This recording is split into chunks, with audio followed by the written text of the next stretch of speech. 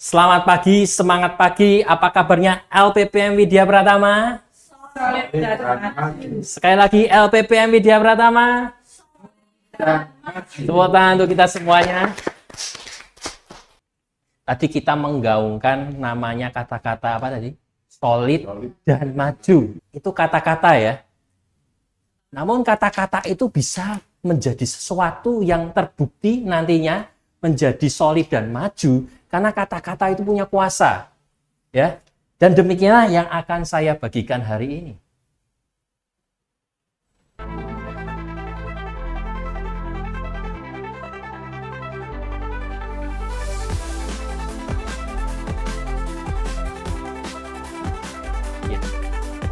Pentingnya memahami istilah-istilah kunci di dunia BPR, Bank Perekonomian Rakyat. Dari kosakata menjadi aksi atau tindakan. Ya. Tahu ya kata-kata itu? Tahu nggak kalau kata-kata itu punya kuasa? Tadi kalau kita tadi menyebutkan moto kita solid dan maju, kita tuh sebenarnya membuat angan-angan harapan di langit-langit ini sesuatu yang solid dan maju nantinya.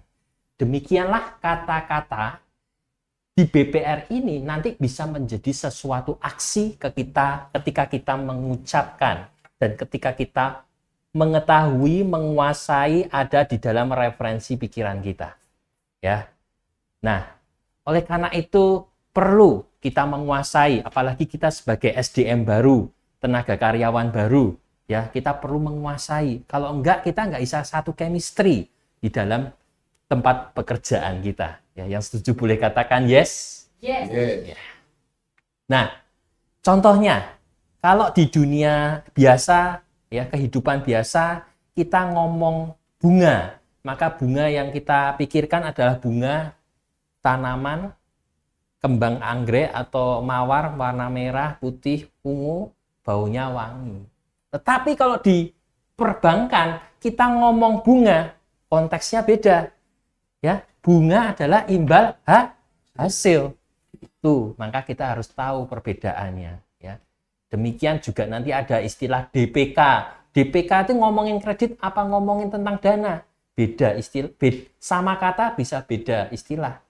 Ya, maka gelombang kita harus disesuaikan dengan kosakata yang nantinya bisa menjadi aksi. Ya, dan agenda hari ini ya.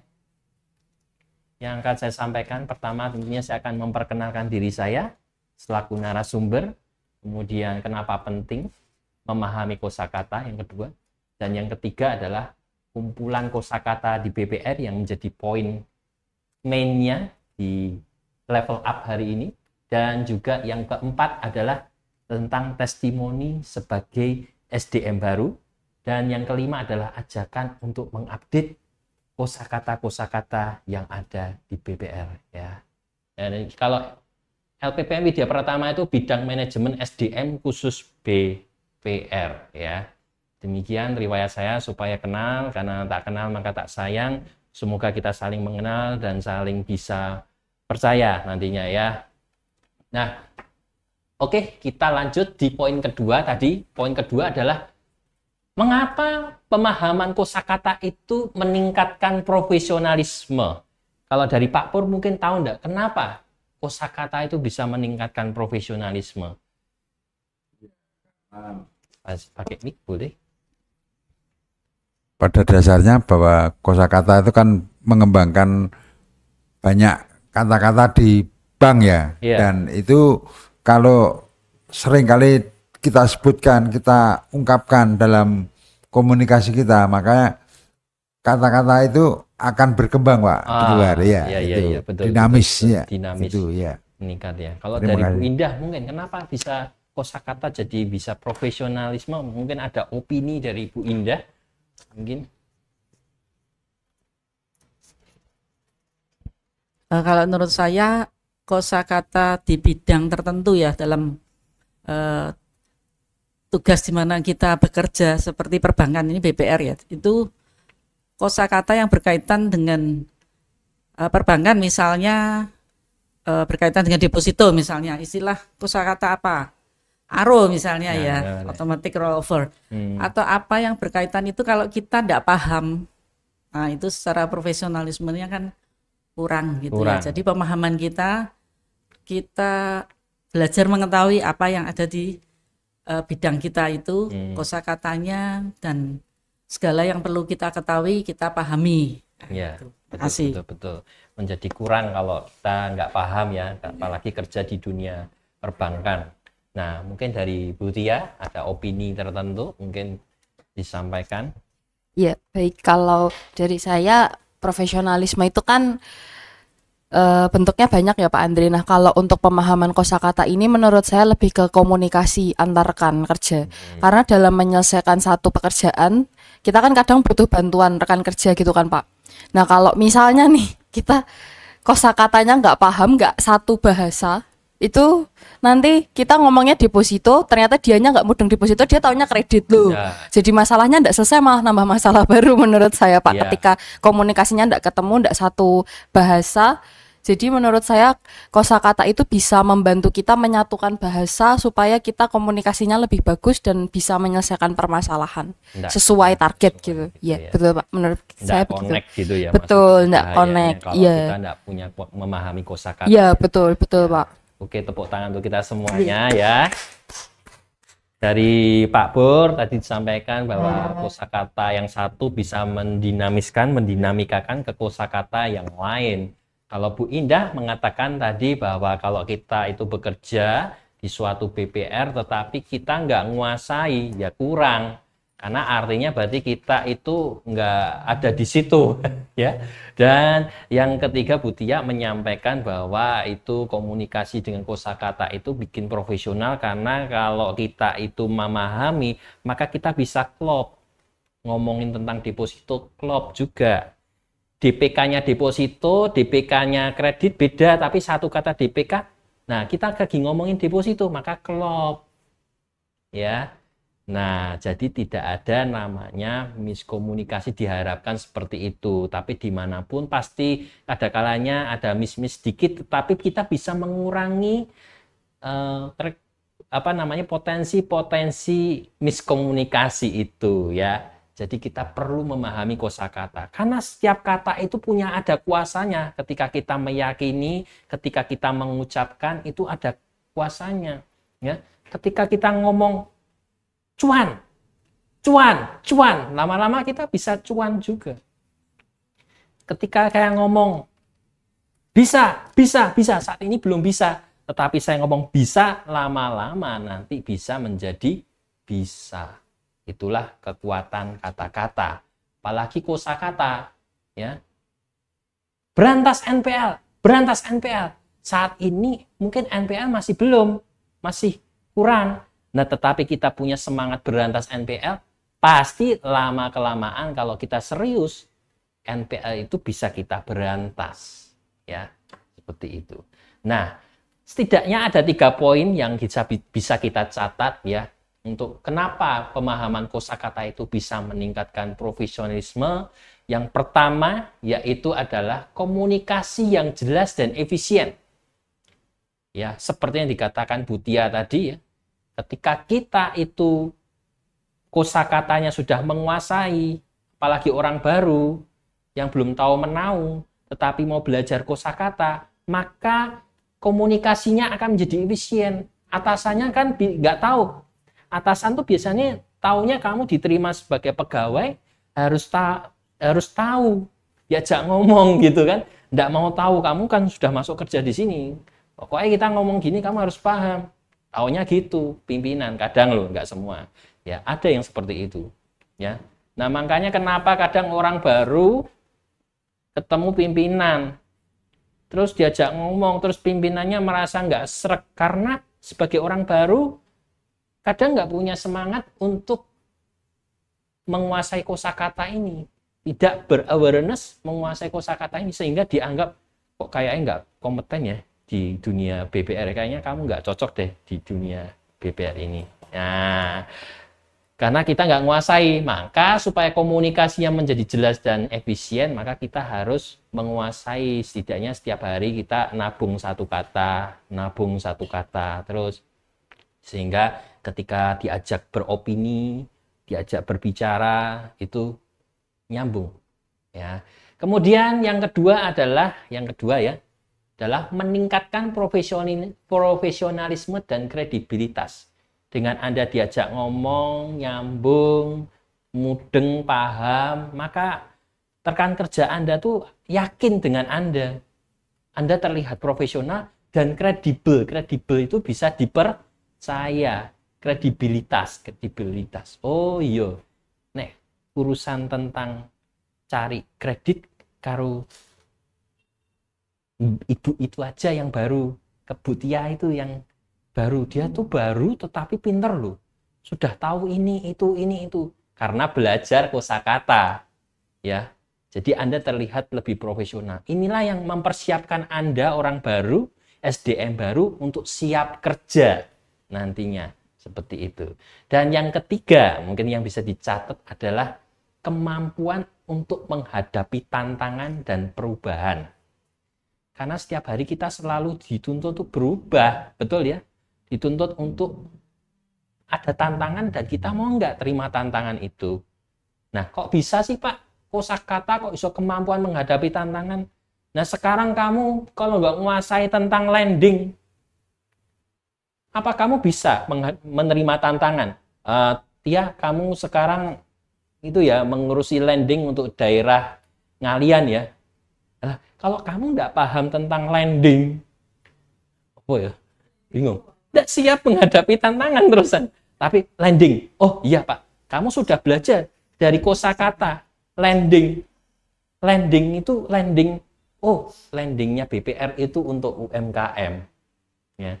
Anda bisa beropini terus dengan atasan, Pak, landingnya untuk yang plafonnya berapa? Nah, kan bisa komunikasinya lebih bagus, bisa lebih kredibel, dan Anda mampu menghadapi namanya tantangan. Ini ya sistematis jadinya. Komunikasi jelas, Anda terlihat profesional, kredibel, dan nantinya jadi mampu menghadapi tantangan dan perubahan ya. Jadi ini yang saya alami pun sebagai SDM baru dulu, seperti yang tadi saya riwayat hidupnya itu dulu saya belajar seperti ini juga ya. Nah, kita masuk di poin ketiga, yaitu kumpulan kosakata yang ada di BPR ya. Ada musiknya gini nih karena ini penting berarti ya. Dudi ya itu. Ini penting pokoknya yang perlu dicatat ya. Ya.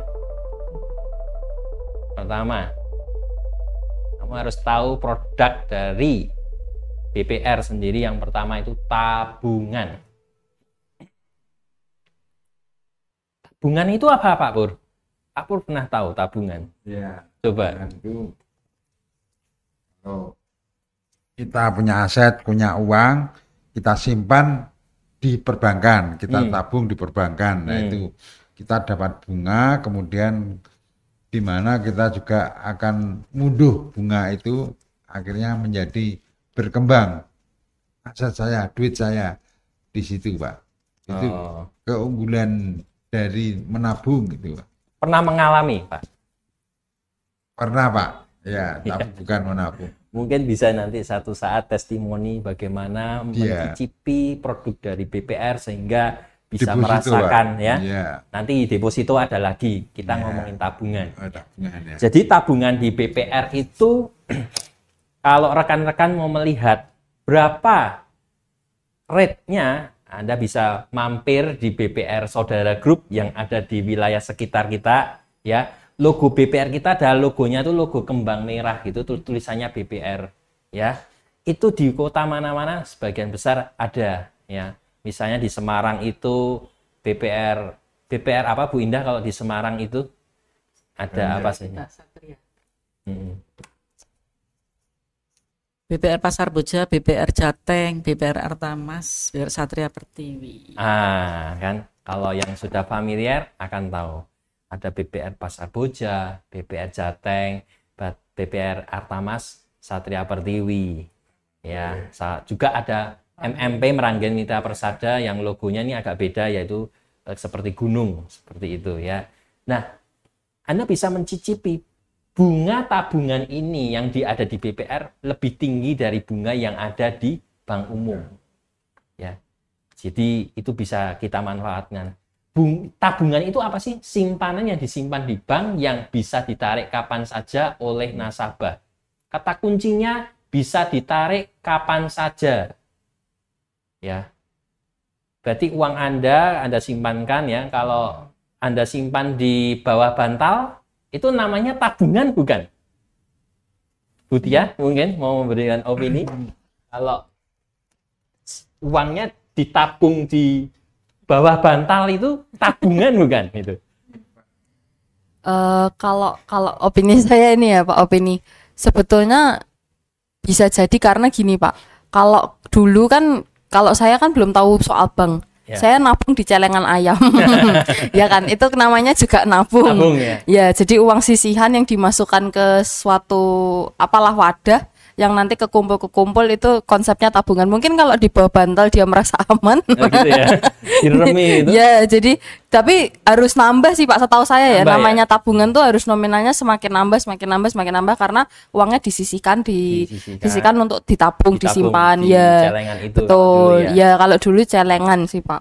Nah, kira-kira uangnya itu bertambah atau malah berkurang kalau di bawah bantal atau di dalam celengan itu?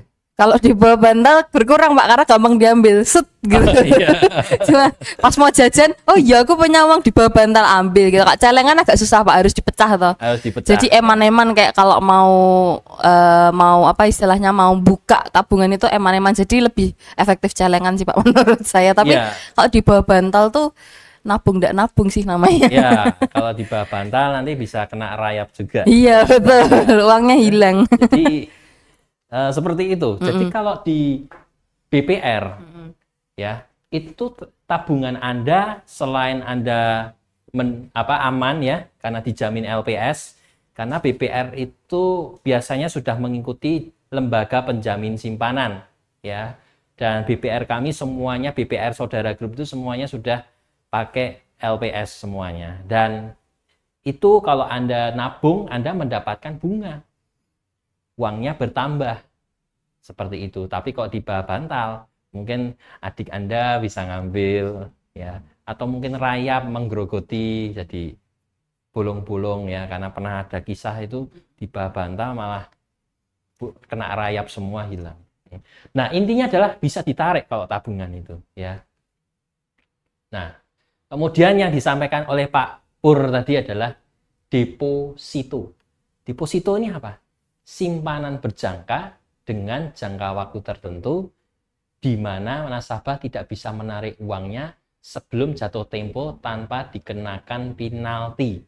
Kata kuncinya adalah simpanan dengan jangka waktu tertentu.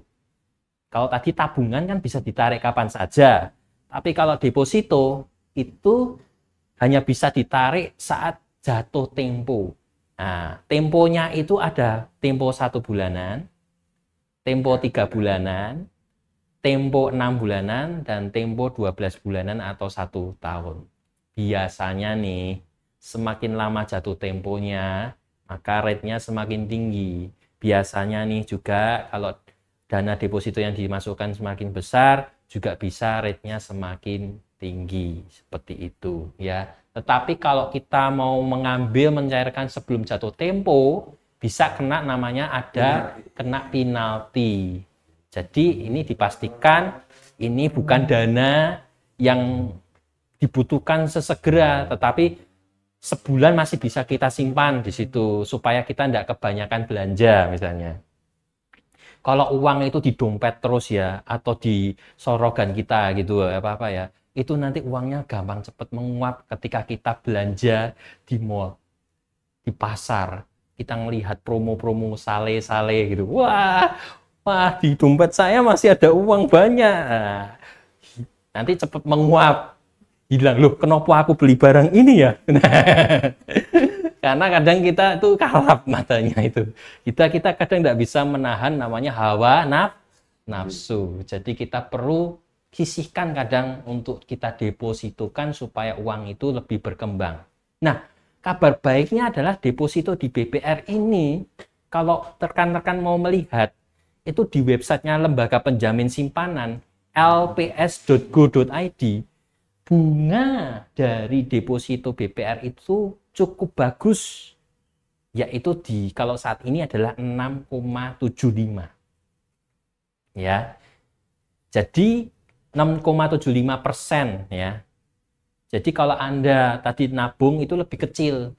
Kalau nabung itu bisa antara 3% mungkin ya. Nah, kalau deposito 6,75, berarti artinya uang Anda bisa berkembang. Ketika 1 bulan Anda remkan atau Anda masukkan di deposito, maka uang Anda nanti sudah berkembang ya. Apalagi selama setahun. Setahunnya, kalau setahun ditunggu, maka perkembangannya adalah 6,75% ya. Bukan 6,75% per tahun ya, 6,75% itu per tahun ya. Terus seperti itu ya. Kalau ketentuan lebih dalam nanti juga, kalau pajak ya 20% ya, kalau yang lebih dari 7,5 juta ya, seperti itu ya.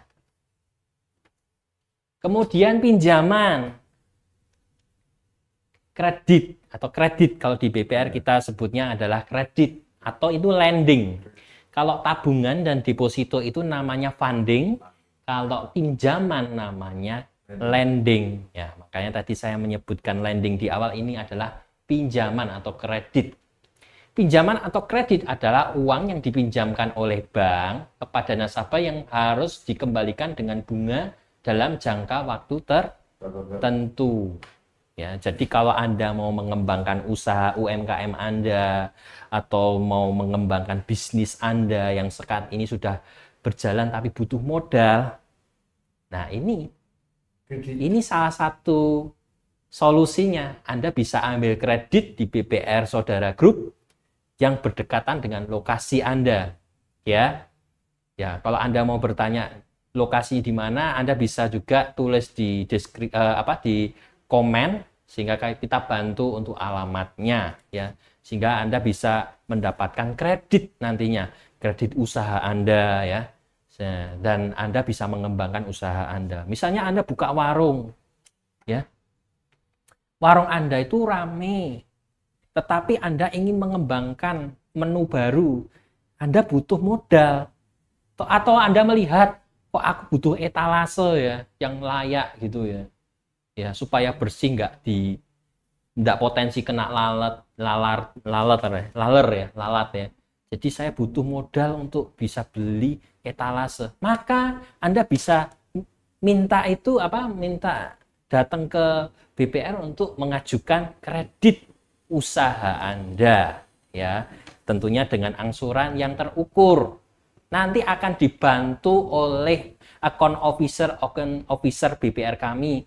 Karena account officer BPR kami adalah konsultan bisnis, sehingga mengarahkan Anda nantinya untuk bisa nantinya diharapkan Anda itu kreditnya bisa baik, lancar, dan Anda pun usahanya bisa jalan ya, seperti itu ya. Kemudian bunga yang tadi saya sampaikan ya, kalau orang pacaran taunya bunga adalah aku mau dikei kembang nih. Tapi kalau di perbankan namanya bunga ini berbeda. Bunga ini imbal hasil ya. Seperti Pak Pur tadi ya, Pak Pur ya.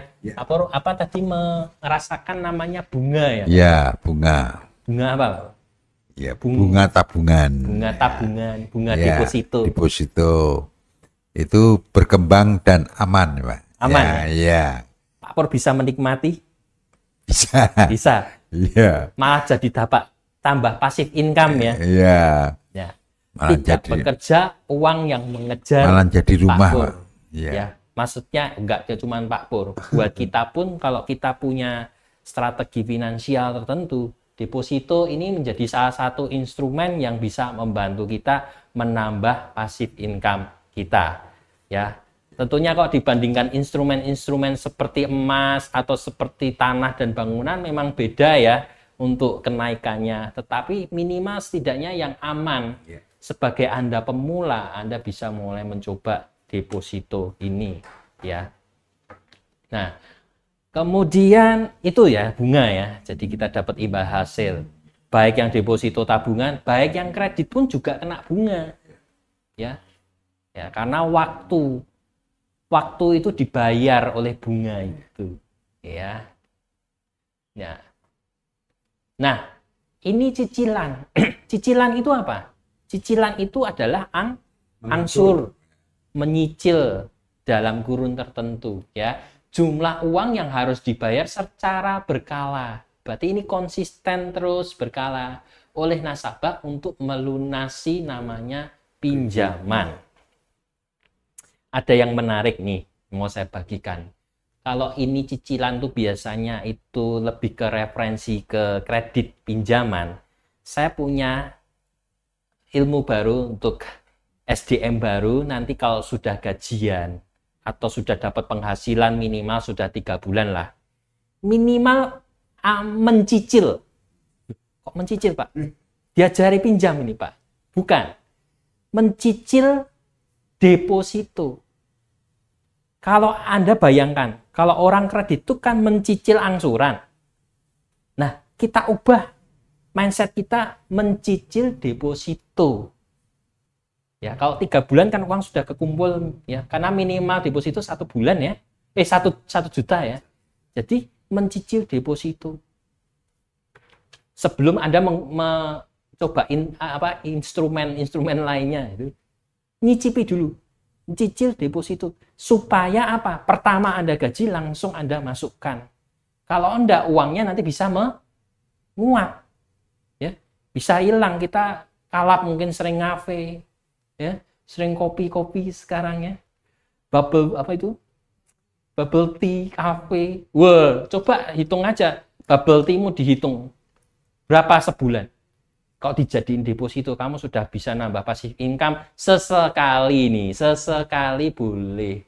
Dari bunga depositonya kamu buat minum bubble tea.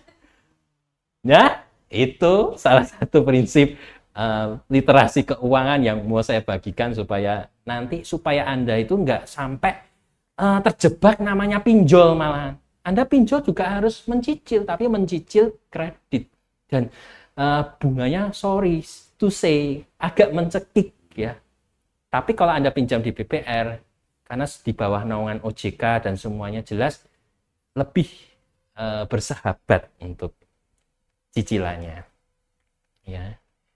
Kemudian lanjutnya adalah agunan atau jaminan ya. Nah, ini ketika kita pinjam menggunakan produk lending atau kredit tadi yang saya sampaikan, maka kita akan diminta untuk menjaminkan suatu jaminan namanya agunan ya. Itu bisa berupa aset barang berharga yang dijaminkan oleh nasabah kepada bank, bisa bentuknya kendaraan, tanah, bangunan, ya. Ada juga yang menggunakan deposito juga ada yang jadikan jaminan, ya. Tergantung produk kreditnya seperti apa.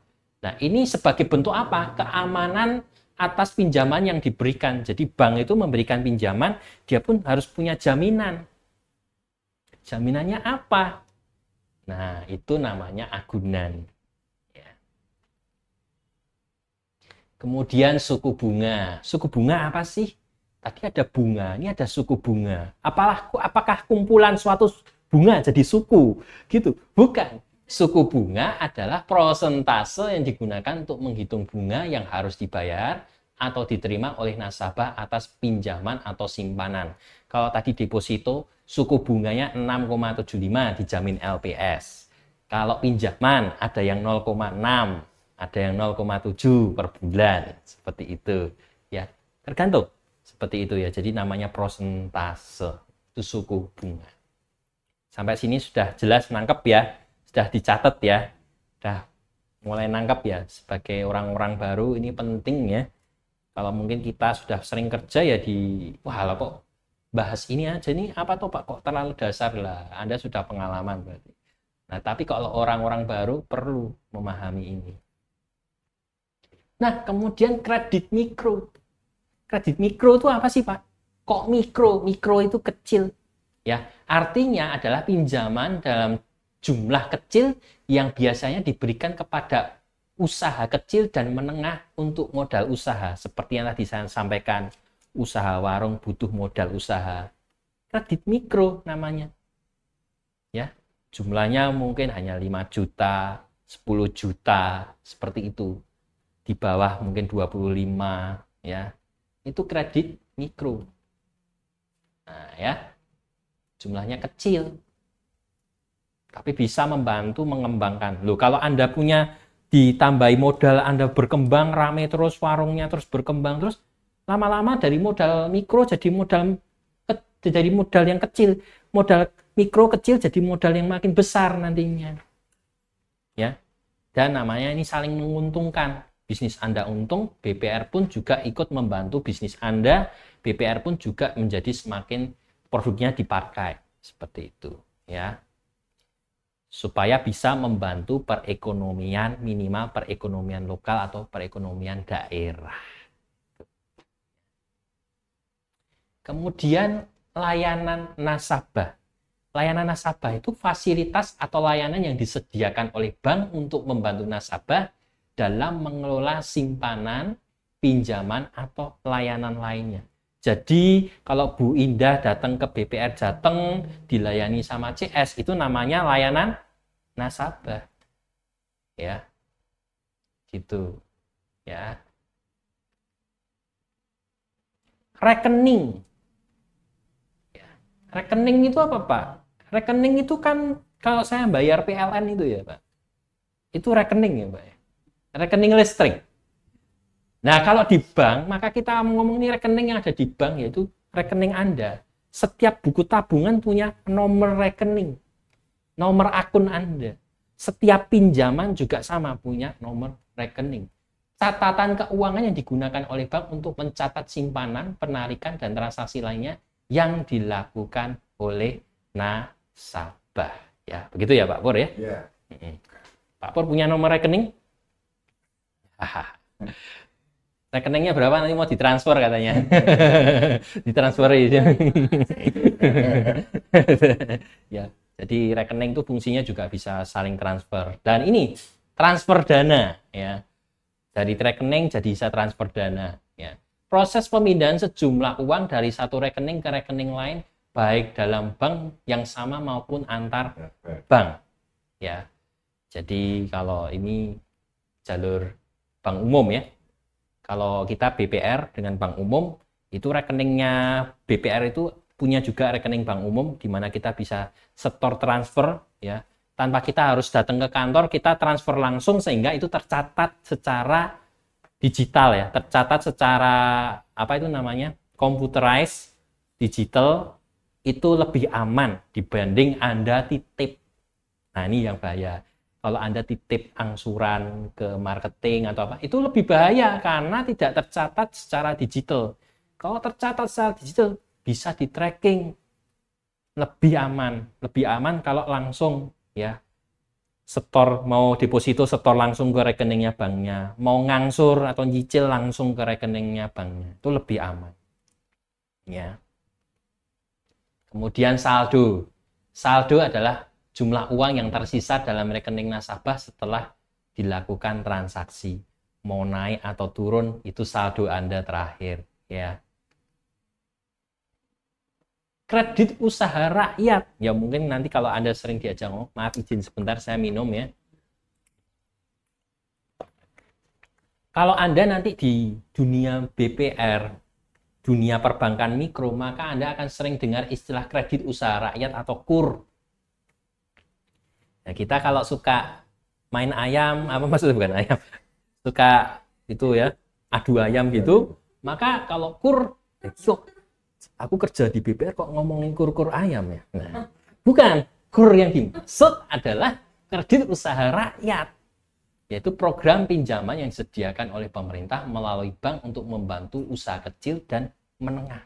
Inilah kekuatan bisnis sektor di Indonesia, salah satunya adalah UMKM. Ya, itu. Bank garansi. Ini adalah jaminan yang diberikan oleh bank kepada pihak ketiga atas nama nasabah untuk memastikan bahwa nasabah akan memenuhi kewajibannya. Jadi ini apa namanya jaminan yang diberikan oleh bank, supaya bank ini juga punya keamanan juga, karena namanya bank harus aman, ya, aman untuk semuanya, baik nasabah kredit maupun nasabah kredit atau lending maupun nasabah funding atau dana, ya. Laporan keuangan, nah ini yang dari akuntansi pasti sudah terbiasa, ya, tahu. Tapi nasabah atau apa kan belum tentu. Atau kita mungkin karyawan baru yang bukan dari akuntansi, mungkin bingung laporan keuangan itu apa. Tahu kita laporan keuangan mungkin cuman pemasukan, pengeluaran, saldo, gitu kan? Itu laporan keuangan, Pak. Pemasukan, pengeluaran, saldo. Itu sederhananya. Tetapi laporan keuangan itu meliputi apa saja secara profesionalisme, maka akan ada dokumen yang menunjukkan kondisi keuangan nasabah, terutama termasuk neraca, laporan laba rugi, dan laporan arus kas. Ini laporan utama, ya. Apalagi sebagai account officer, bagian konsultan kredit, maka kita kalau mau menganalisa nasabah itu perlu melihat neracanya. Neraca itu T-shape bentuknya. Bentuknya T. Di sini ada aktiva, ada pasiva, ada harta, ada hutang. Maka dilihat dari kasnya berapa, banknya berapa, persediaannya berapa, hartanya apa saja, mobil, tanah, bangunan, ya, alat produksi dan sebagainya. Terus di sini ada utang jangka pendek, jangka menengah, jangka panjang, dan di bawahnya lagi modal. Sehingga kita bisa tahu kemampuan dari nasabah itu seberapa dari neraca itu. Ya. Kemudian ada laporan laba rugi. Laporan laba rugi itu apa sih? Laporan untuk melihat dia itu usahanya laba atau rugi. Ya, dengan melihat bagaimana caranya? Dengan melihat pertama, disusun dulu pendapatannya. Kemudian beban-bebannya apa saja? Ada beban karyawan, beban bahan mentah dan sebagainya. Beban-beban itu ditambah, dikurangi pendapatannya. Dapatlah namanya apa, pendapatan kotor, ya, belum net, masih dipotong pajak. Nah, itulah yang menjadi pendapatan atau laba rugi bersih kita, ya, ada laba rugi kotor, laba rugi bersih. Kemudian laporan arus kas, di mana kita proses arus kasnya seperti apa, itu lebih detail nanti orang ekonomi atau ikuti pelatihan kita kaitannya dengan akuntansi, maka akan detail kita mengerti tentang laporan keuangan. Karena saya bukan dari akuntansi, jadi daripada salah nanti saya menerangkan, ya.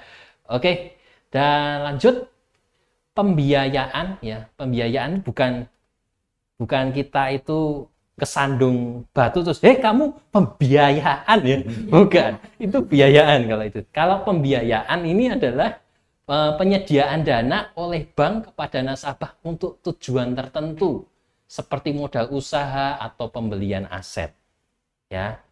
Kadang kita mau beli rumah itu, ya, ada pembiayaan, KPR itu, ya, pembiayaan dana. Tuh, harus tahu, ya. Margin. Di dunia kerja kita ngomong margin itu apa, ya? Nah, kalau kita suka makan kue Bandung, martabak, margin itu tahu, margarin, ya. Margarin, margin. Bukan. Margin itu adalah perbedaan antara suku bunga pinjaman dan suku bunga deposito yang menjadi keuntungan bagi bank. Jadi setiap bank itu adalah usaha. Dapat dana, dijual, disalurkan dalam bentuk kredit. Nah, sehingga mendapatkan margin di tengahnya itu yang menjadi keuntungan buat bank. Ya, seperti itu, ya. Itulah yang dinamakan margin. Sama kalau Anda berusaha, pengusaha. Margin Anda berapa? Itu keuntungan Anda. Ya, misalnya margin Anda 10%, berarti ketika Anda menjual barang, Anda dapat keuntungan 10%. Rata-rata seperti itu, ya, Pak Bor, ya. Iya. Ya. Terus ini yang saya sampaikan tadi, lembaga penjamin simpanan atau LPS.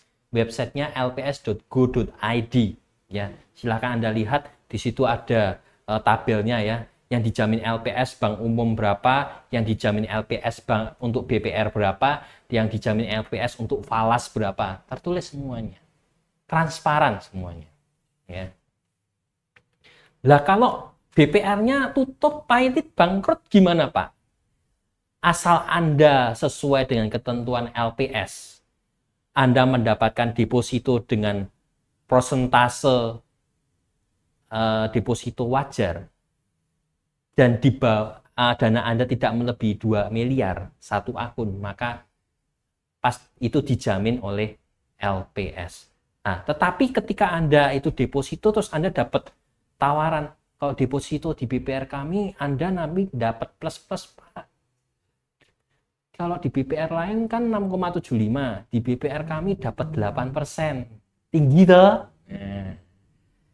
Tahu apa yang terjadi Bu Indah kalau suatu saat BPR-nya bangkrut, tutup, apa yang akan terjadi ketika Anda menerima tawaran itu, Anda depositokan uang itu?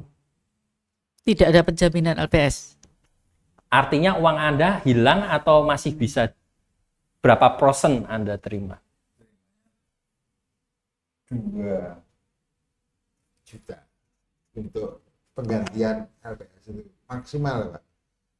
Kita nyimpan kemudian bangkrut, tetap uang itu dikembalikan oleh LPS maksimal 2 miliar. Gini. Saya deposito melebihi rate-nya LPS. Saya dapat tawaran menggiurkan. Kalau LPS 6,75, saya ditawari BPR waktu itu 8%. Dapat ganti. Ya, dapat ganti. Iya, karena batas maksimal untuk simpanan itu kan 6,75 Pak. Kalau dia bunganya melebihi dari 6,75 misalkan 8%, tidak bertanggung jawab untuk mengganti LPS itu. Artinya uangnya hilang nggak? Hilang. Nah, ya, gitu. Maka itu kita kalau mau tahu menjaga resiko dari instrumen yang kita mau tanamkan investasi, maka kita harus menguasai. Nah, ini salah satunya saya membagikan literasi keuangan terkait deposito ini. Kalau Anda mendapatkan tawaran lebih dari LPS, maka Anda harus sedikit hati-hati, bukan sedikit ya, harusnya malah Anda kok bunganya tinggi sekali ya, Anda harusnya malah was-was dengan bunga tinggi. Anda harus lihat acuannya adalah LPS, lembaga penjamin simpanan. Kalau sesuai dengan LPS, maka dana Anda, kalau BPR-nya kenapa-kenapa nih ya, mulai gunjang-ganjing, dana Anda tetap aman, masih bisa diurus di LPS ya. Kalau nggak salah tuh nanti bisa terus maksimal 90 hari. Ya, seperti itu. Tapi nanti lebih detail mungkin yang lebih kompeten ngomongin ini ya. Ya, tapi kalau saya pemahaman umum aja seperti itu. Nah, kemudian kita ngomongin tentang NPL. Kita sering dengar ya di dunia perbankan ngomong NPL. NPL itu apa? Nah, ini cocok sekali dengan hashtag kita. Nah, kita punya souvenir ya bagi Anda ya yang menyukai channel kami. Terus bagi Anda orang insan BPR ya, Anda bisa memberikan testimoni yang bagus untuk pelatihan kami, maka ada kesempatan Anda mendapatkan salah satunya souvenir handbags eksklusif Berantas NPL. Dan juga di sini adalah pelatihan BPR ya. Oke, itu menarik juga ya. Nah, NPL itu non performing loan. Ya, rasio kredit bermasalah ya, yaitu proporsi kredit macet. Ya gampangnya NPL itu kredit macet ya. Non performing, tidak perform loan kredit ya, kredit yang tidak punya performance. Ini rasio keuangan. Nah, kita ngomongin rasio lagi yang lain namanya BOPO. BOPO itu biaya operasional terhadap pendapatan operasional. Gampang toh? BOPO, biaya operasional terhadap pendapatan operasional. Ya, kaitannya dengan operasional. Rasio yang menunjukkan efisiensi operasional bank. Rasio ini menghitung perbandingan antara biaya operasional dan pendapatan operasional.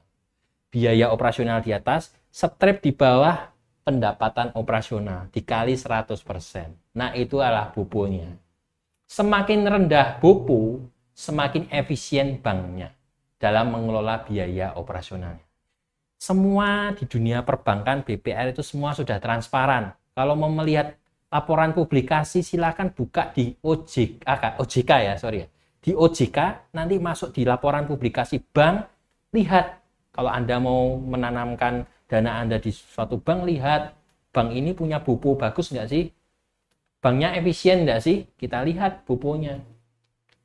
Ya, oh ada yang mau tanya. Tadi kalau nggak salah dengar Pak Andri sempat menyebutkan rumus untuk bopo itu ya? Ya. Rumusnya boleh diulangin Pak Andri? Gampang. Biaya operasional strip pendapatan operasional kali 100%. Oke, baik, terima kasih Pak Andri. Ya, itu ada indikatornya, itu lebih detail. Silahkan lihat tingkat kesehatan bank itu bopo itu berapa sih? Nanti ada sangat sehat itu berapa, sehat berapa, mulai tidak sehat itu berapa. Nah, seingat saya kalau sehat itu kayaknya itu di bawah 90-an ya. Tapi akan lebih bagus lagi kalau di bawah 70. Ya, berarti itu efisien perusahaannya. Bisa biayanya, operasionalnya, biaya gaji pegawainya itu tidak melebihi pendapatan operasionalnya gitu.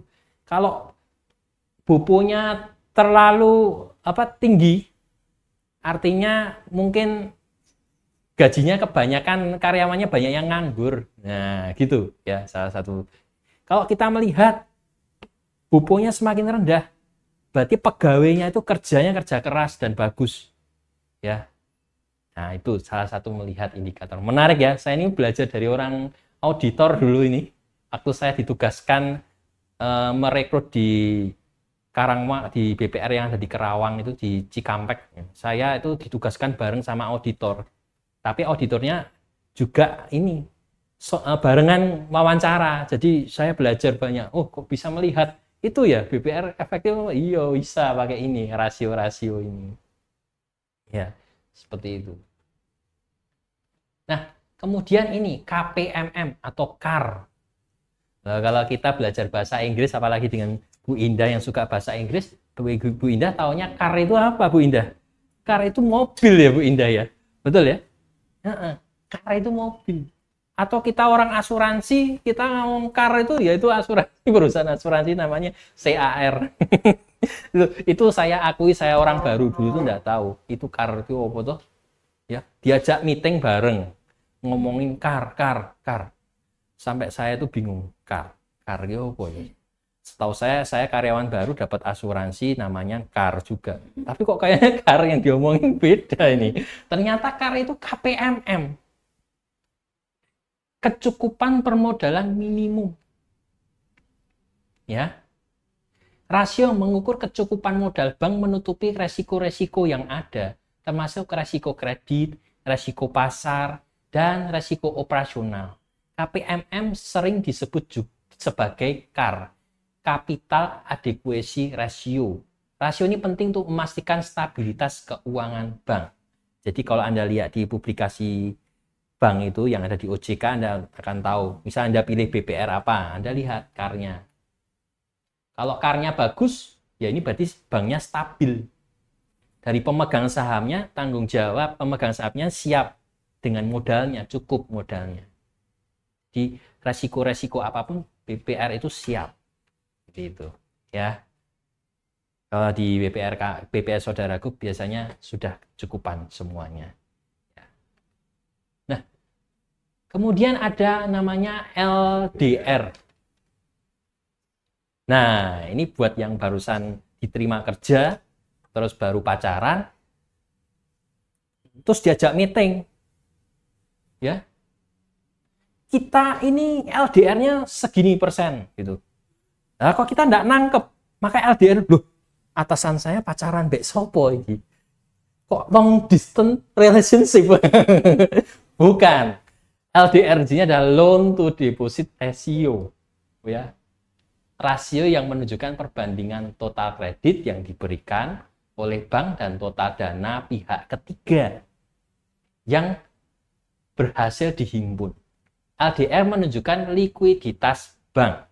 Rasio yang terlalu tinggi atau rendah bisa menunjukkan resiko likuiditas, ya. Jadi semakin, bukan berarti suatu BPR atau bank dapat deposito banyak itu semakin kaya, itu enggak. Bisa saja deposito yang semakin banyak itu, tapi kalau BPR itu tidak bisa menyalurkan atau bank itu tidak bisa menyalurkan dalam bentuk kredit, itu namanya dana idle. Dana idle itu dana nganggur yang bisa menggerogoti arus kas Anda, profit Anda, pendapatan Anda. Kenapa? Karena kan nasabah deposito seperti contohnya Pak Pur ini kan harus diberikan imbal hasil. Tapi sebagai bank nggak bisa jual ke kredit, maka beresiko juga. Kebalikannya, kalau kita kenceng ngasih kredit tapi nggak ada yang deposito atau nabung, itu juga bahaya, nggak ada duitnya, malah ngutang ke bank lain. Namanya nanti saya sampaikan ya, antar bank pasifa, itu bahaya juga. Ya, namanya kredit bunganya lebih gede daripada dari deposito. Nah, kalau mau bagus, bank atau BPR itu strateginya adalah mencari casa. Casa itu adalah apa? Dana murah, seperti tabungan. Karena sebagai bank kan tidak terlalu terbeban dengan bunga yang terlalu tinggi seperti deposito. Sehingga masih bisa nyalurkan dalam bentuk kredit, spelling marginnya masih banyak. Gitu. Ya, mulai nangkep ya sampai sini ya. Bisnis bank menarik ya. Mau buka BPR? Boleh yang mau mendengarkan buka BPR, tapi harus tahu konsep-konsep sederhananya. Minimal jadi sumber daya manusianya BPR. Ya, sebelum Anda kalau mau ingin punya BPR ya Anda minimal jadi sumber daya BPR. Jadi direktur, komisaris nantinya. Lalu kalau Anda mau jadi pemegang saham BPR, boleh. Kalau Anda sudah punya dana itu ya. Nah, ROA. ROA itu adalah return on asset. Rasio yang menunjukkan kemampuan bank menghasilkan laba dari aset yang dimiliki. Ya, ROA dihitung dengan membagi laba bersih dengan total aset. Ya, semakin tinggi ROA, semakin efisien bank dalam mengelola asetnya untuk menghasilkan keuntungan. Ya, jadi bank kalau semakin tinggi ya ROA-nya, berarti dia itu kinerjanya bagus. Ya. Ya bisa menghasilkan keuntungan seperti itu. Dari asetnya itu bisa bergerak, semakin bertumbuh.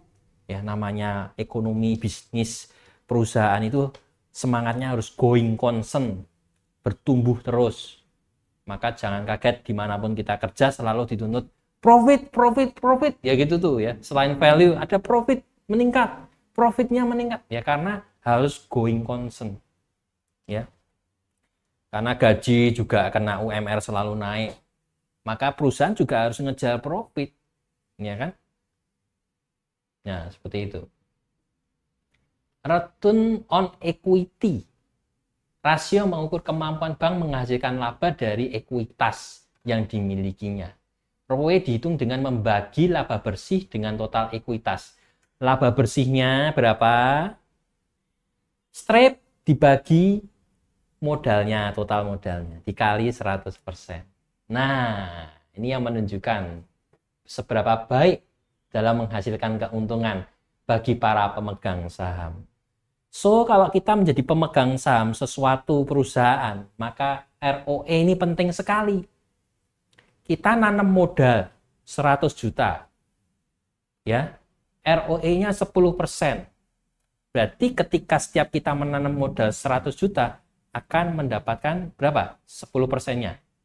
10 juta, betul ya? Betul ya? Nah, itu. Berarti kalau saya nambahin modal 100 juta lagi, saya dapat 20 juta. Kira-kira cara bodohnya begitu. Ya, ya ini cara melihat belajarnya begitu. Kalau kita pemegang saham, itu mau tahu kita bisa mendapatkan return untuk modal kita caranya begitu. Return ya, return bukan retun. Retun itu apa itu retun? Return ya. Ya, bahasa Inggris saya agak kurang memang. Terus BMPK. BMPK itu batas maksimal pemberian kredit. Ya, mungkin itu bisa dibaca, tapi pada intinya adalah kita itu sebagai dunia orang yang punya BPR itu nggak sembarangan loh ngasih kredit terus ngeluarin kredit, punya batas maksimal pemberian kredit ya. Jadi supaya bank itu aman, nggak sembrono ya. Ada orang nasabah di bank lain kemudian dilempar ke bank kita, mengaku bilang kalau nasabahnya itu mau pinjam 5M, ternyata BMPK kita hanya 500 juta, ya kita nggak bisa. Supaya apa? Supaya bank kita aman, itu memang sudah didesain. Jadi bank itu sebenarnya secara aturan itu membuat kita aman semuanya. Ya, dari OJK-nya sendiri sudah mengaturkan semuanya biar aman. Jadi kita itu sebenarnya sudah dalam ranah yang baik lah kalau kita itu di dunia perbankan. Karena semuanya serba ada aturannya. Aturan itu juga berkembang terus. Tiap tahun ada ya peraturan OJK baru, itu selalu harus diikuti, diupdate ya. LTV, loan to value ya. Rasio jumlah pinjaman yang diberikan dengan nilai jaminan atau agunan yang diserahkan nasabah. Tadi sudah bahas ya jaminan atau agunan. Nah, LTV itu sebagai di sisi sudut pandang bank itu dia akan menjaga marginnya supaya aman, supaya tidak kesulitan nanti misalnya terjadi kredit macet, bank itu punya namanya LTV. Contohnya, LTV untuk properti biasanya kisaran 70-80%. Artinya BPR dapat memberikan pinjaman sebesar 70-80% dari nilai pasar agunan propertinya. Misalnya saya nasabah, ya mau pinjem 100 juta ya toh. Terus agunan saya berupa tanah, terus tanah saya itu di appraisal, ditaksasi ya, harganya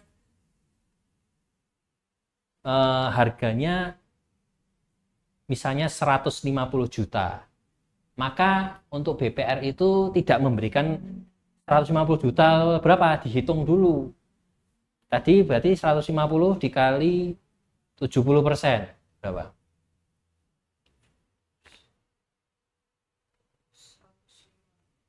105, maka saya bisa saja mendapatkan 100 juta. Karena di LTV masih 105. Atau mungkin ada yang lebih aman juga, LTV-nya cuma 60%. Karena bank itu juga harus menjaga kredibilitas reputasinya supaya aman, baik penabung, deposan maupun debitur yang lain. Karena perusahaan BPR harus going concern terus-menerus, dia harus punya strategi seperti ini.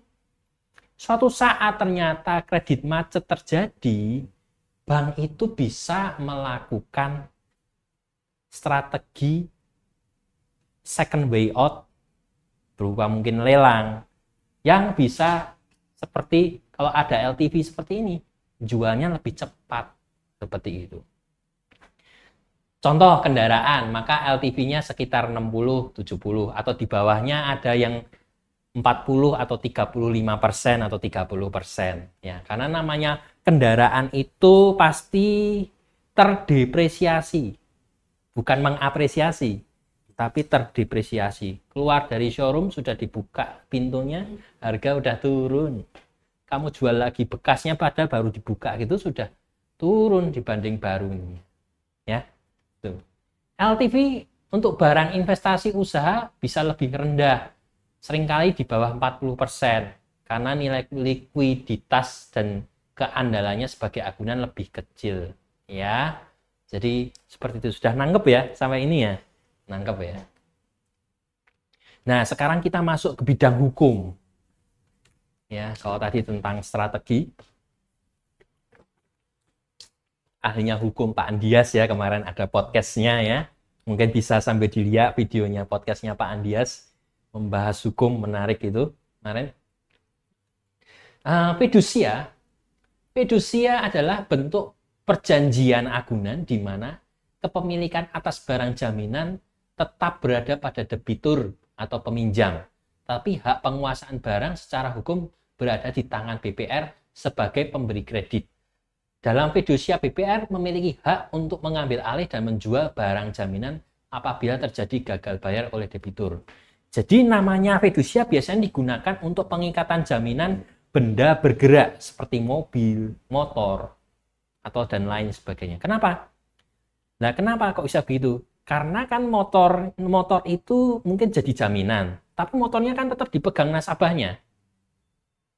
Mosok motornya dititipkan di BPR-nya, nanti BPR-nya di tukang parkiran loh nanti kalau gitu. Tetap dipakai nasabahnya, tetapi kekuasaannya nanti kalau ada apa-apa menjual atau apa sudah dikuasakan oleh bank. Jadi kalau ada apa-apa bank punya kuasa. Ya. Tapi kendaraannya masih tetap dipegang oleh nasabahnya. Itu namanya fidusia. HT, hak tanggungan. Hak jaminan atas tanah beserta bangunan atau aset tidak bergerak lainnya yang diberikan oleh debitur kepada BPR sebagai jaminan pinjaman. Hak tanggungan memberikan kapasitas hukum kepada BPR apabila debitur gagal bayar. Debitur itu yang pinjam kredit, yang namanya debitur. BPR memiliki hak untuk mengeksekusi agunan tersebut dan mendapatkan pelunasan dari hasil penjualannya. Jadi ini pengikatan untuk tanah dan bangunan, HT. Ya. Jadi bank nanti punya kuasa untuk mengeksekusi. Seperti itu. Itu ya Pak Pur ya. Pak Pur ini juga salah satu ahli hukum di sini ya Pak Pur. Benar yang disampaikan itu. Mungkin ada pendapat lain mungkin Pak Pur. Iya Pak, dalam fidusia itu adalah nasabah menjaminkan mobil atau motor untuk kredit. Kalau fidusia ya? Iya, kalau fidusia. Kalau HT sama itu berupa HT itu tanah atau bangunan yang dijaminkan pada saat kita ambil kredit. Benar. Ya. Ya, terima kasih. Ya, berarti betul yang disampaikan seperti itu. Dan nanti kalau sudah selesai misalnya kita kredit itu jaminannya HT ya, kita menjaminkan tanah dan bangunan, itu kita kreditnya sudah selesai, maka perlu diroya. Roya itu apa sih? Proses penghapusan atau pencoretan hak tanggungan yang terdaftar pada sertifikat tanah atau properti setelah pinjaman kewajiban hutang debitur kepada kreditur. Kreditur itu siapa? BPR-nya. Debitur itu siapa? Nasabahnya. Telah dilunasi. Ketika roya dilakukan, status kepemilikan aset jaminan kembali sepenuhnya kepada debitur tanpa ada hak tanggungan yang mengikat. Jadi kalau pinjaman kita udah selesai, tanahnya, bangunannya, itu perlu diroya, berarti sudah bebas dari ikatan. Ya, namanya roya. Itu bahasa Belanda ya Pak Pur ya? Ya. Tapi di dunia hukum kita pakai ini, namanya roya. Somasi, nah ini orang-orang hukum ngomongnya. Teguran atau peringatan resmi secara tertulis dari suatu pihak kepada pihak lain yang dianggap melanggar atau tidak memenuhi kewajiban atau yang kita sebut namanya wan prestasi, ya. Dan dalam perjanjian kontrak. Dalam konteks hukum, somasi digunakan memberi kesempatan bagi pihak yang melanggar agar memenuhi kewajibannya sebelum dilanjutkan ke tahap hukum yang lebih serius, seperti gugatan atau eksekusi. Jadi sebelum mengeksekusi agunan jaminan tadi itu enggak langsung dieksekusi. Prosesnya salah satunya somasi, ditegur dulu. Kalau kita karyawan itu, kalau kita bandel dikasih SP, nah somasi. Ya. Somasi 1 ya, SP 1, 2, 3. Nah nanti boleh mulai ada namanya hal yang lebih lanjut, urusan hukum lebih serius. Nah ini wan prestasi sudah saya terangkan tadi ya. Ya, jadi ini ingkar janji ya. Yang harusnya kewajibannya ingkar janji. Harusnya bayar tapi tidak bayar. Ini wan prestasi. Prudent itu apa tuh? Prudent itu bukan perusahaan asuransi prudensial. Prudent ini adalah sikap yang perlu digunakan di dalam dunia perbankan. Itu adalah prinsip kehati-hatian. Ya, dalam memberikan kredit kita harus hati-hati, nggak sembarangan. Ada analisanya 5C ya. Ya, karakter ya pertama, terus kapital, kolateral dan seterusnya sebagainya ya.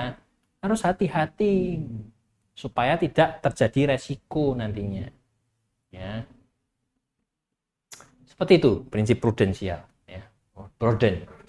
Prudensial. Ya, maaf. Prudent. Ya. Kemudian PK. PK itu apa sih? Perjanjian kredit. Jadi kalau kita diajak di rapat ngomongin PK. Ya.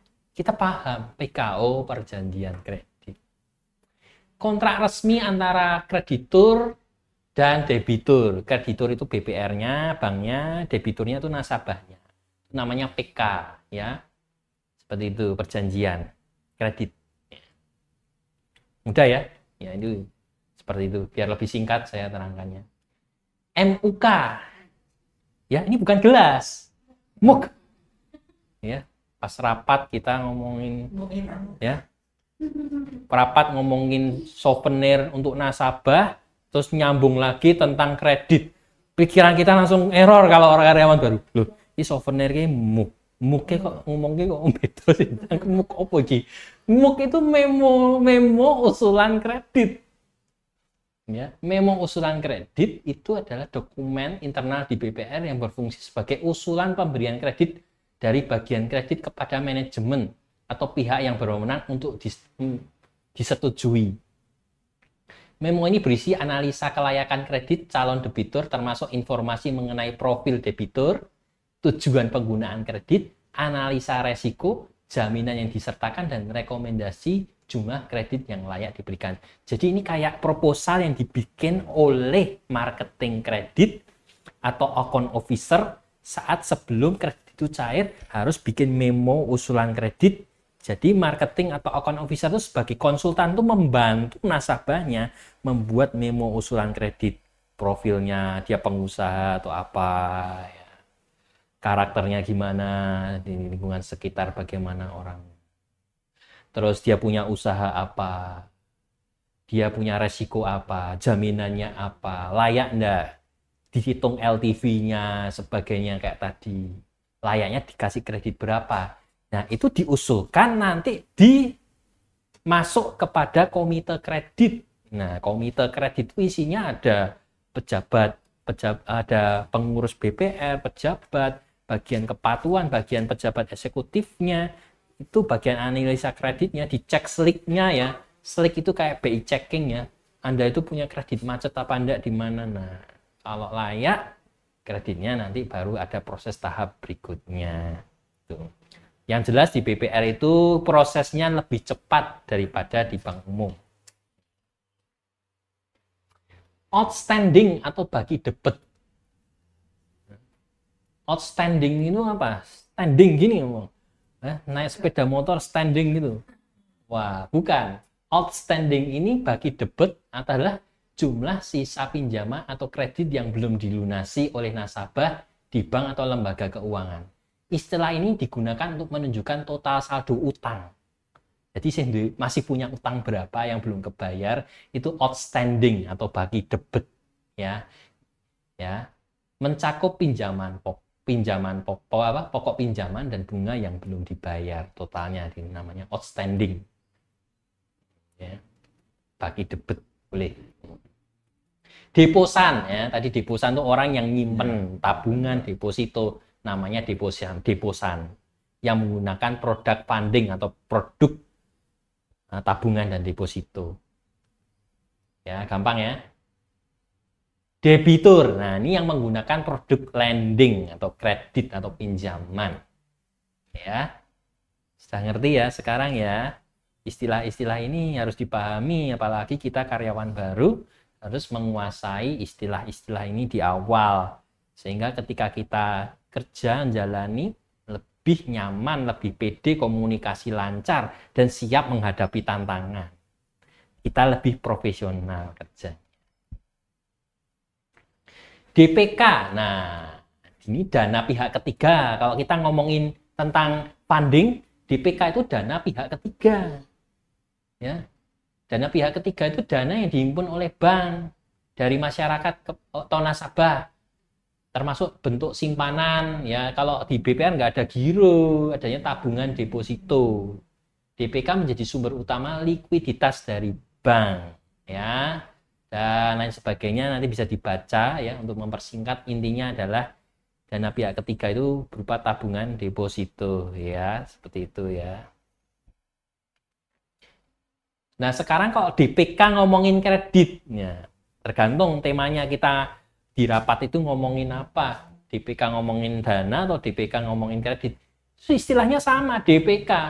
DPK naik kredit itu adalah dalam perhatian khusus. Ini masuk di call 2. Orang sudah macet masuk call 2. Kolektibilitas 2 itu namanya dalam perhatian khusus. Terdapat keterlambatan hingga 90 hari. Itu namanya DPK. Sebelum jadi kredit macet, itu ada namanya level-level, ya. Lancar, ya.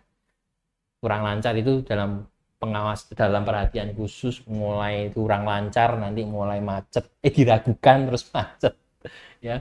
Jadi kita harus tahu status-statusnya, ya. Nah, ini kolektibilitasnya yang saya sampaikan tadi. Nih, kolektibilitas kredit ini pertama, ya.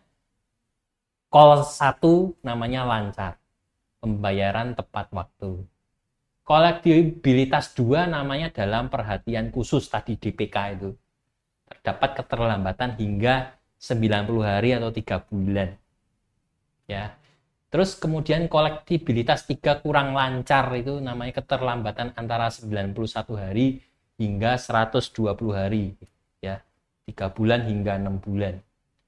Kolektibilitas 4 diragukan adalah keterlambatan antara 121 hari hingga 180 hari. 180 hari itu berapa bulan, ya, berarti, ya? Oh, berarti ini yang 6 bulan. Sorry, saya salah, ya. Mohon dikoreksi. Yang kolektibilitas 3 itu berarti 120 itu 4 bulan, ya. Kalau yang ini sudah 6 bulan. Nah, kalau kolektibilitas 5, macet ini terlambatnya lebih dari 6 bulan, ini sudah dikatakan macet. Dan ini yang sudah macet ini bahaya. Maka sebelum terjadi yang call 3, call 4, call 5, maka yang di podcast dengan Pak Andias itu disampaikan harus memapping namanya kolektibilitas 2 ini supaya tidak terperosok kepada call 3, call 4, dan call 5. Mapping penyelamatan harus langsung dilakukan di call 2 ini. Ya. Nah, kalau kita paham gini jadi kebantu perusahaan kita, BPR kita kebantu dengan adanya kita memberikan bantuan tenaganya, baik tenaga pikiran, tenaga usaha kita, semuanya membantu. Rescheduling. Nah, kalau nanti terjadi masuk ke call 2, gimana caranya, Pak? Pak Pur ada caranya nggak kalau misalnya mulai masuk di call 2, call 3? Kalau rescheduling itu adalah mulai untuk menghitung kembali dalam melunasi kredit, Pak. Karena sudah call berapa? 4 ya tadi. Nah, ya, itu. Call 2. Call 2 ya.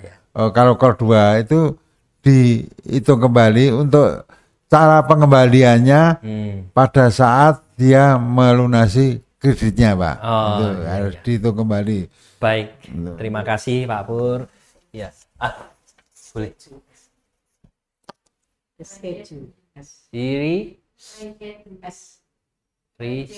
Oh, sorry, maaf, saya salah, ya. Namanya kita sama-sama semua di sini tuh level up itu sama-sama belajar. Ingat itu, ya. Jadi kita tuh bukan orang yang ahli atau mahir, tapi kita tuh semua belajar semua, tetapi kita juga mau men-sharingkan. Saya salah, ini bukan rescheduling, ya. Rescheduling, schedule, jadwal, penjadwalan ulang. Nah, yang betul ini ya tulisannya ya rescheduling, ya. Proses penjadwalan ulang pembayaran kredit atau pinjaman untuk memberikan keringanan kepada debitur yang kesulitan membayar sesuai jadwal awal. Melalui rescheduling, bank atau lembaga keuangan dapat mengubah jadwal pembayaran, memperpanjang jangka waktu pinjaman, atau menyesuaikan jumlah angsuran sesuai dengan kondisi keuangan debitur saat ini. Jadi kalau sudah masuk, maaf sebentar Bu Tia, kalau sudah mulai masuk ke call 2, salah satu strateginya adalah juga dengan rescheduling ini. Ya, dengan rescheduling ini kita melihat dengan mapping tadi itu, ya, dengan memo usulan kredit kita lihat lagi. Kita lihat masih mampu enggak, atau kita perlu ubah jangka waktunya lebih diperpanjang, ya, atau bagaimana, disesuaikan sehingga jangan sampai nantinya nasabah kesulitan. Asal punya karakter yang baik, Mas Yan loh, berarti masih bisa ditolong seperti itu, ya. Ada yang mau ditanyakan tadi ya Bu Tia ya, silakan Bu Tia. Pendek aja. Selama ini saya kok juga dengar ada istilah restrukturisasi kredit. Apakah hal tersebut mirip dengan rescheduling atau dua hal yang berbeda, Pak? Itu pertanyaan saya. Terima kasih, Pak Andri. Itu pertanyaan yang bagus ya, tepuk tangan dulu ya. Ya, memang kita perlu kritis juga ya, karena apakah rescheduling sama dengan restructuring ya? Dan Pak Pur tadi menjawab beda ya, Pak Pur. Mungkin ada opini dari Pak Pur. Mungkin Pak Pur bisa pakai mikrofonnya. Pak Pur ada opini. Maaf, saya tidak menguasai tentang perbankan. Cuma kalau rescheduling itu adalah bagaimana memperingan angsuran bisa diperpanjang, Pak. Misalkan 10 menjadi 15 kali lah. Itu kan akan mengurangi beban dari kreditur itu untuk biaya yang harus diangsur itu akan lebih beda karena diperpanjang ya waktunya untuk mengangsur itu. Ya. Kalau restrukturi adalah dalam kaitannya organisasi yang harus dimainkan ya Pak. Oh gitu ya. Ya. Baik, terima kasih opininya Pak Pur ya, sudah berupaya membantu. Dan untuk restructuring akan dibahas ini berikutnya. Nah, ini tidak apa-apa. Kita namanya berarti Bu Tia ini kritis ya. Jadi kita SDM pun juga perlu punya sifat kritis yang baik tentunya untuk membangun perusahaan kita. Nah, restructuring itu adalah proses penataan kembali, restructure ya, menata kembali, mengubah syarat dan ketentuan kredit atau pinjaman yang diberikan kepada debitur yang mengalami kesulitan finansial. Ya, tujuan dari restruktur adalah untuk membantu debitur mengatasi masalah pembayaran sehingga mereka dapat memenuhi kewajibannya dan mengurangi resiko kredit macet bagi bank atau lembaga keuangan. Mulai kerasa ya sampai sini ya, kayaknya kok levelnya makin tinggi ya, makin berat ya. Dari awal saya ajak ya ringan-ringan ya, sekarang masuk ke sini makin berat. Nah ini memang, ini salah satu strateginya adalah restruktur tadi itu adalah dengan mengubah syarat-syaratnya, penataannya perlu diubah enggak? Sehingga jangan sampai call 2-nya menurun menjadi menaik menjadi call 3, call 4, call 5. Sudah mulai dari call 2 perlu diadakan penanganan mapping, perlu rescheduling, restructuring atau reconditioning. Mungkin pernah dengar? Reconditioning mungkin ada yang mungkin setelah ini. Saya kurang tahu ada apa enggak ya. Kita lihat ya. Oh, enggak ada. Berarti ada satu lagi reconditioning. Nanti perlu mungkin kalau ada yang tahu bisa tulis di komentar ya, reconditioning itu apa? Ya, mungkin bisa saling melengkapi ya, buat kita semakin paham untuk para insan-insan yang masuk di channel ini, saling sama-sama belajar untuk dunia perbankan supaya perbankan di Indonesia, lokal daerah kita itu semua menjadi perbankan yang aman buat kita semuanya ya, perbankan yang punya kredibilitas yang bagus dan baik. Dan likuiditas itu kemampuan suatu aset untuk dikonversi menjadi kas tanpa mengalami penurunan nilai yang signifikan. Ya. Jadi kalau tanahnya 100 juta bisa laku dijual 120 juta, ya berarti liquid ya, likuiditas. Tapi namanya tanah biasanya memang likuiditasnya agak kurang ya. Ya, karena memang agak sulit kalau tanah itu. Jadi laporan keuangan itu di neraca itu kan juga susunannya tanah dan bangunan itu pasti posisinya di bawah. Itu menunjukkan bahwa semakin kurang liquid asetnya. Paling liquid adalah kas, paling atas. Kemudian bank, gitu.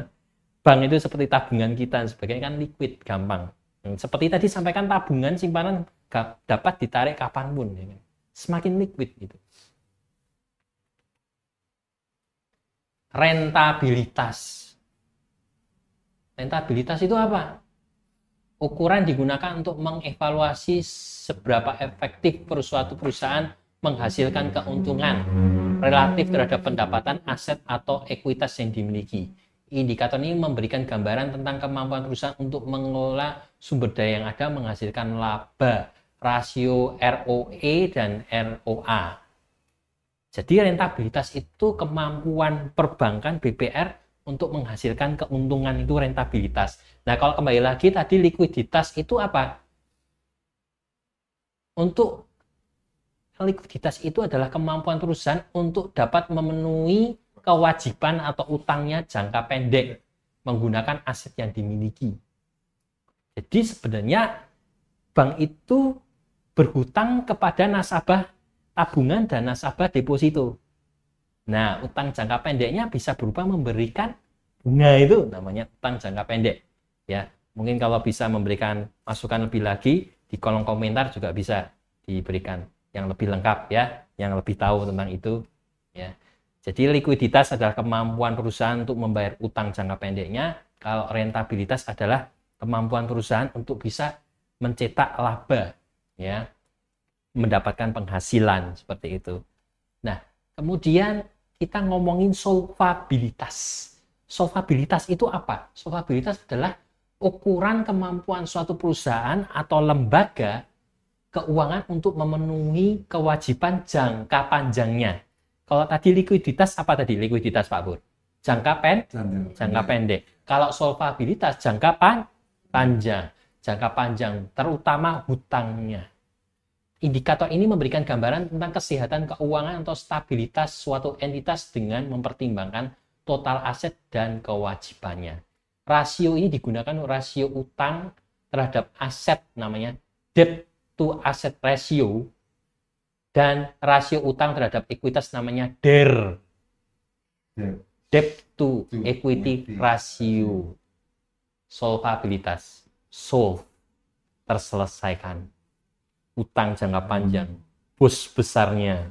Kalau kita tuh secara pribadi ya, wah utang jangka panjang gue boy ya. Nah, kita punya harus solvabilitas, disolvekan, disolusikan gimana ya. Sehingga kita juga punya kestabilitasan ekonomi. Kita sebagai SDM juga perlu prinsip-prinsip perbankan ini perlu kita praktekkan di kehidupan keuangan kita. Utang jangka pendek, utang jangka panjang. Harus bisa menyelesaikan utang jangka pendeknya. Jangan sampai kita macet ya. Utang jangka panjang, misalnya punya KPR atau apa, harus bisa nyelesain ya. Dan kemudian likuiditas dan punya rentabilitas. Rentabilitasnya apa? Mungkin rental ya, rentabilitas ya gampangnya, rentabilitas. Kita punya tanah, punya bangunan atau punya kendaraan, bisa disewakan sehingga menghasilkan pendapatan, rentabilitas. Rental, gampang itu ngapalkannya ya. Jadi itu ya. Jadi kita bisa mendapatkan pendapatan baru selain dari penghasilan-penghasilan yang ada. Ya. Nah, kalau POAK itu apa, Pak? Wah, sering dengar nih dari orang-orang manajemen ya. POAK itu adalah Planning, Organizing, Executing, Controlling. Ini adalah prinsip manajemen yang mencakup 4 fungsi utama dalam proses manajerial. Setiap manajemen itu punya 4 fungsi. Ini perusahaan manajemen itu fungsinya harus ada ini. Ada perencanaan, ada pengorganisasian, ya, merencanakan dulu di organisasi, ada struktur perusahaan, ada bagian marketing, bagian pembiayaan, bagian namanya apa, penyeleksi, ya, bagian apa, ada atasannya lagi dan sebagainya. Di organizing, ada bahan mentah, kemudian jadi setengah mateng, jadi barang yang siap dijual. Semua ada organizing. Kemudian ada executing-nya, setelah di organizing ditindaklanjuti dalam bentuk tindakan. Kemudian setelah ini jalan semua yang 3 ini, ya jangan cuma cuan-cuan terus, tapi ternyata digerogoti dari lainnya. Nah, ini perlu controlling, perlu namanya auditor, pengawasan. Ya. Itu perlu diawasi ya. Makanya kalau kita beli barang elektronik itu, kalau kita kadang sadar melihat itu ada QC, ya berarti sudah dicek semuanya, sudah barang ini wes lolos semua dari QC, sudah lolos uji, mungkin diuji banting, diuji kena air dan semuanya. Nah, itu prinsip manajemen selalu ini. Ya, ada yang bilang PDCA, tapi biasa orang juga ngomong POAK. Ya. Kemudian analisa SWOT ya. SWOT itu bukan tentara ya, bukan polisi ini ya. SWOT di sini adalah strength, weakness, opportunity, threat. Ya, kekuatan, kelemahan, kesempatan dan ancaman. Ya. Alat manajerial digunakan untuk mengidentifikasi dan menganalisis faktor internal dan eksternal yang mempengaruhi suatu organisasi atau proyek. Analisis ini membantu dalam perencanaan strategi dan pengambilan keputusan. Jadi kalau perusahaan bingung mengambil keputusan, bikinlah 4 bagan. Strength, weakness. Ini untuk internal perusahaan. Opportunity, threat. Ini yang di luar kita. Ya, kita punya kesempatan apa? Bisa diambil enggak? Ada peluang-peluang apa? Kita ambil. Terus ini ada ancaman apa? Kalau kita ambil ini, nah kita telaah dulu sebelum kita ngambil keputusan. Kita punya kekuatan apa? Kita punya kelemahan apa? Kita perlu analisa sebelum kita ambil keputusan dari apa yang kita lakukan ya. Karena keputusan kita saat ini akan mempengaruhi berikutnya ya. Seperti itu. Aktiva. Aktiva itu adalah sumber daya yang dimiliki suatu perusahaan, diharapkan dapat memberikan manfaat ekonomi di masa depan. Aktiva merupakan salah satu komponen utama dalam laporan keuangan dan dibagi menjadi beberapa kategori berdasarkan likuiditas dan jangka waktu penggunaannya. Seperti yang tadi saya sampaikan, neraca T-shape itu, aktiva paling kiri ya. Prinsipnya akuntansi ya, ini akuntansi dasar. Akuntansi dasar itu apa? Harta sama dengan hutang plus modal. Harta itu aktiva. Aktiva itu ada kas, bank, persediaan, ya, piutang, terus ada kendaraan, ya, harta berwujud dan tidak berwujud. Ya, yang paling bawah tidak berwujud, intangible asset, seperti nama baik, seperti itu ya. Nah, di atasnya nama baik ada harta yang berwujud tapi harta itu namanya harta kurang lancar ya, salah satunya ada tanah, bangunan. Semakin ke bawah semakin tidak liquid ya gitu. Nah ini aktiva. Nah kemudian pasiva, ini kebalikannya. Pasiva itu hutang itu tadi ya, atau liabilitas adalah semua kewajiban atau hutang yang dimiliki suatu perusahaan kepada pihak ketiga baik dalam jangka pendek maupun jangka panjang. Pasiva mencerminkan sumber daya yang diperoleh dari luar perusahaan untuk mendanai operasional dan investasi. Jadi kalau mau nyambung lagi sini ada laporan arus kas, hubungannya dengan pendanaan, operasional dan investasi. Ya, dengan kita utang kita bisa mendapat pendanaan untuk meningkatkan operasional dan investasi gitu. Ya, tapi pasiva sendiri adalah utang. Aba itu kita manggil Pak Pur, Aba, hai Aba, bukan. Aba di sini adalah antar bank aktiva. Jadi kekayaan kita, misalnya kita deposito atau nabung di bank lain, antar bank aktiva, ya, sering digunakan menggambarkan saldo rekening yang dimiliki suatu bank di bank lain. Bisa digunakan untuk berbagai keperluan, untuk menyelesaikan pembayaran, pengelolaan likuiditas atau transaksi lain. Nah, contohnya seperti ini Pak Pur, ya. Contohnya gini ya, Bu Indah. Jadi bank itu misalnya belum bisa menyalurkan kredit daripada idle di deposito. Kan biaya idle ya, jangka pendek, utang jangka pendek. Maka dimasukkan ke ABA. Supaya apa? Setidaknya dapat juga imbal hasil dari bank lain. Meskipun ya masih minus rugi, tapi tidak terlalu banyak ketika kita dijadikan aba. Daripada cuman ditempatkan di kas kita, berangkas kita, ya berkurang malahan. Ya seperti itu. Wah, prinsipnya makin rumit ya ini ya. Dari yang tadi gampang makin kesini makin rumit ini. Ya. Nah, ABP apa nih ABP? Bapak mau aja, bukan. Ini antar bank pasifa tadi hutang ya. Kalau aba tadi tabungan atau deposito kita di BPR kita itu punya tabungan deposito di bank lain. Kalau ABP bank atau BPR kita punya pinjaman di bank lain. Nah, ini yang kadang strateginya juga perlu kita lihat. Apakah perlu kita ABP itu kita harus dilihat. Kalau semakin banyak ABP-nya kita berat. Karena kita harus mengangsur, mencicil ke bank lain. Ya itu. Ini harus dikelola. Ya. Sindikasi kredit.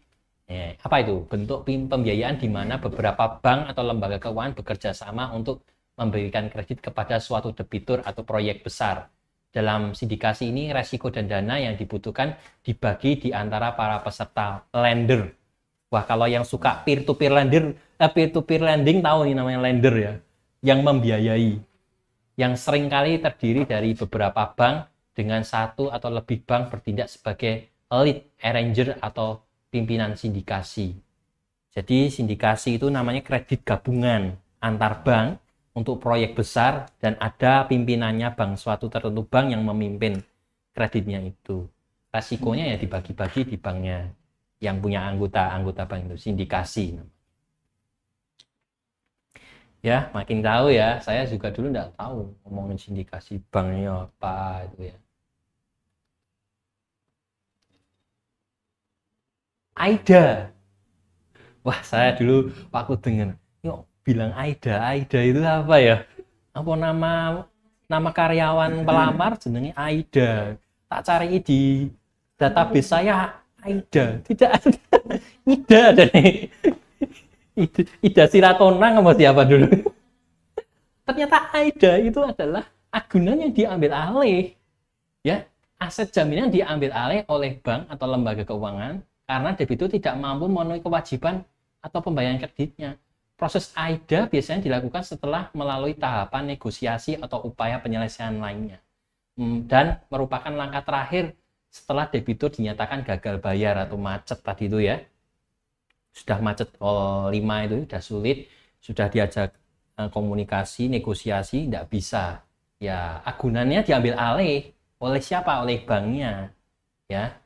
Nah, kemudian dapat diolah lebih lanjut oleh bank misalnya dengan cara dijual atau dilelang agar nilai dari agunan tersebut dapat dikonversi menjadi dana guna menutup sebagian atau seluruh kerugian dari kredit yang tidak tertagih. Makanya bank perlu punya strategi LTV tadi itu. Ketika melakukan ini sehingga bank bisa tetap menjaga kestabilannya, ya. Itu fungsinya ya. AIDA, nasabahnya udah nggak bisa, diambil alih sama banknya, ya, tuh ya, jelas ya. Kemudian KYC, Know Your Customer, ya, kita sebagai SDM baru harus aware loh, jangan sampai nggak tahu sama customernya. Orientasi kita juga selain orientasi ke perusahaan, orientasi ke customer, kita itu mediator tengah-tengahnya, ya.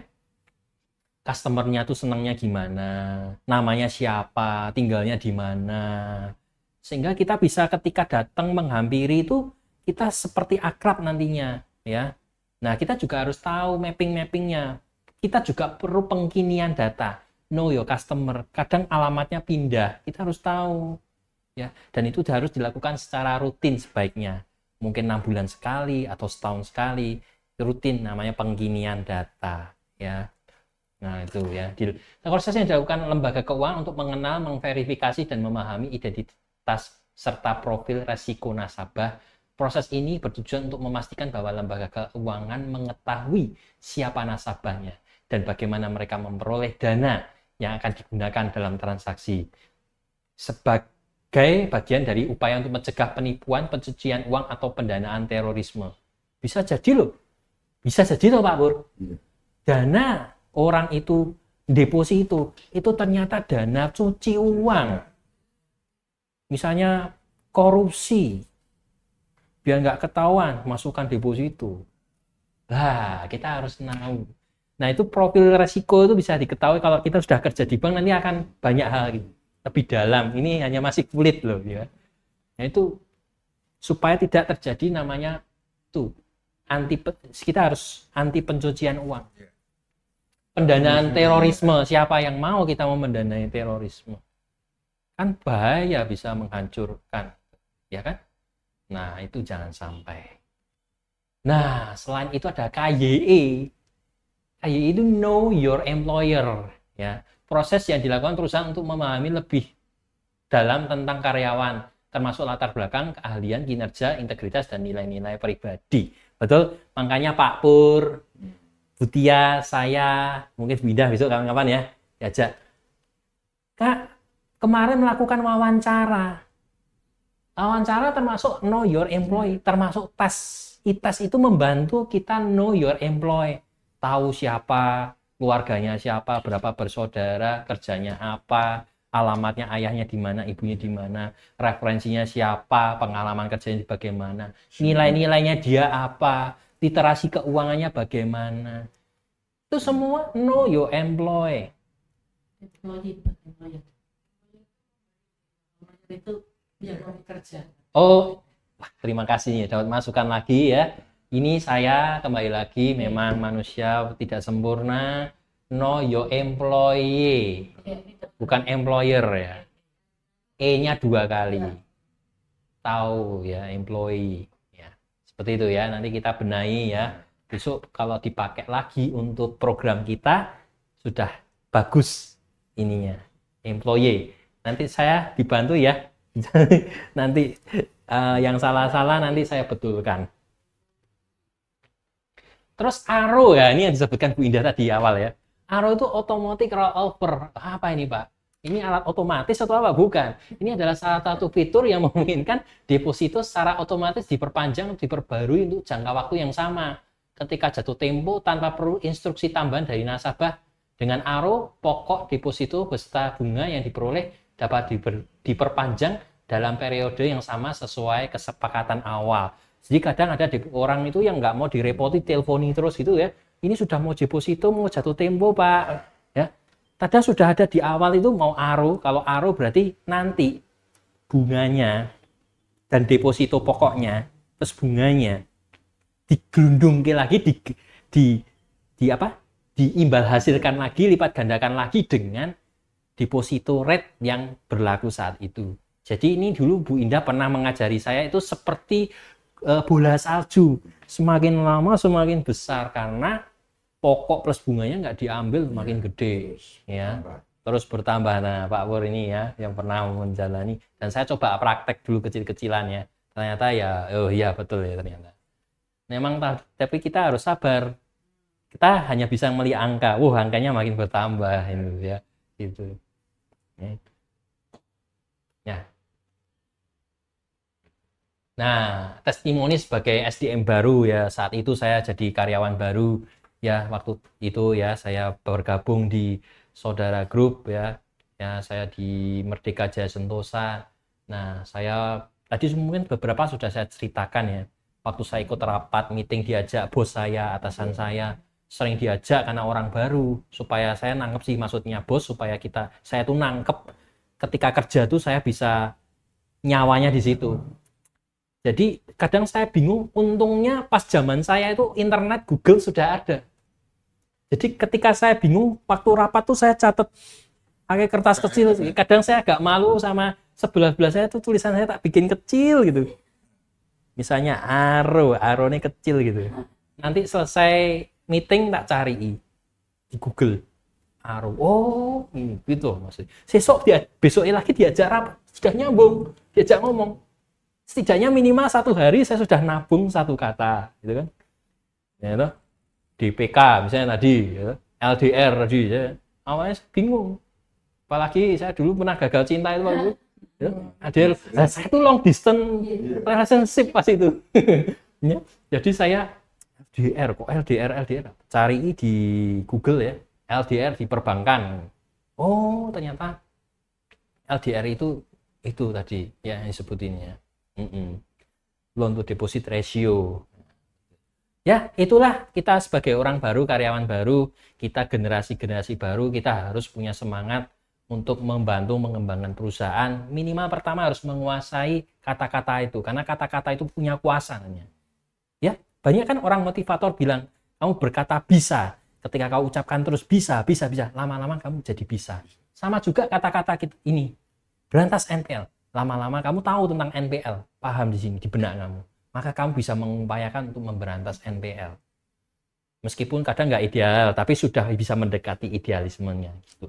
Ya, saya kira begitu testimoni saya, dan mari saya ajak kita semua setiap hari, setiap waktu, karena waktu berjalan terus, ya. Meskipun kita sudah tahu banyak hal, tapi namanya peraturan itu berubah terus, terupdate terus, maka saya ajak, ayo kita mulai nabung minimal 1 kosakata setiap hari tempat kita bekerja. Nah, pasti nantinya kita menjadi SDM yang semakin profesional. Saya Andri Gunawan, terima kasih untuk acara Level Up hari ini. Tepuk tangan untuk kita semuanya.